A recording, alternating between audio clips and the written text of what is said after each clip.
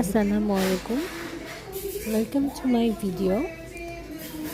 তো আজকে আমি একটা কেক বানাবো। আমার কেকটা মোটামুটি যদিও ভালো হয়, কিন্তু আমার ক্রিম বানাতে একটু সমস্যা ছিল। একটা আপুর হেল্প নিয়ে তারপর আমি সেই ক্রিমটা আজকে একটু মেক করি। আর কেকটা আমি প্রথম থেকেই ভালোই বানাতাম, আমার বোনের একটা রেসিপি ছিল, সেটা দেখে দেখে বানাই। তো এটার জন্য আমার কেকটা ভালোই হয়। আমার মেয়ের সবসময়ই তার ডিমান্ড থাকে যে তার বার্থডে করতে হবে, সে প্রতি মাসে তার একটা করে বার্থডে করতে হয়। তো এই জন্য আমি তার জন্য চেষ্টা করি যে একটু তাকে খুশি করার জন্য একটু কেক বানিয়ে তাকে বার্থডে একটা ফিল দেওয়ার। তো এই তো আমার কেকটার বেসটা আমি বানিয়ে ফেলেছি।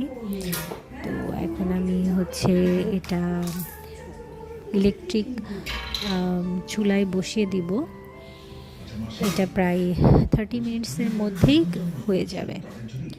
তো কেকটা হয়ে যাওয়ার পরে তারপরে আমি কেকটাকে সমান ভাগে কেটে তারপরে ক্রিমটা আমি আগে থেকে বার করে রেখেছিলাম। ক্রিমটা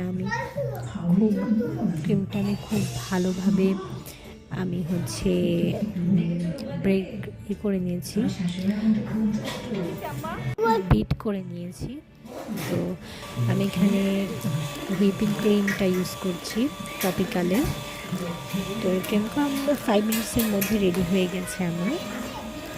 তারপরে আমি ক্রিমের মধ্যে কিছু 2 রকম কালার মিক্স করেছি। কালার মিক্স করার পরে কেকের একটা খুব সিম্পল লুক দেওয়ার চেষ্টা করছি। যদিও আমার কেকের যে লুকটা সেটা খুবই পচা হয়েছে, কারণ আমি একদম বিগিনার বলা চলে। আই হোপ ধীরে ধীরে বানাতে বানাতে আমি হয়তো বা কখনও পারফেক্ট কেক বানাবো।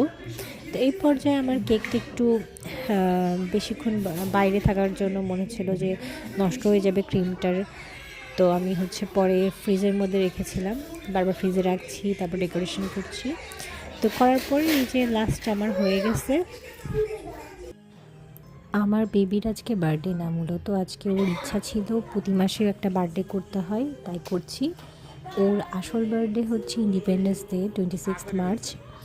তো এখন ওকে সাজাই দিতে হয়েছে, আমার একটু বেলুন ফুলাই দিতে হয়েছে।